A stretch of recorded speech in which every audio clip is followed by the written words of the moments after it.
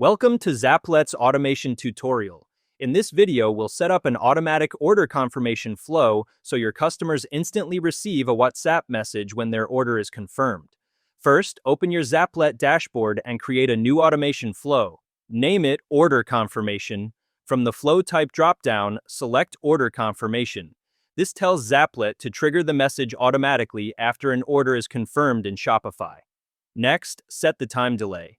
Enter 5 seconds or choose the timing you prefer before the message is sent.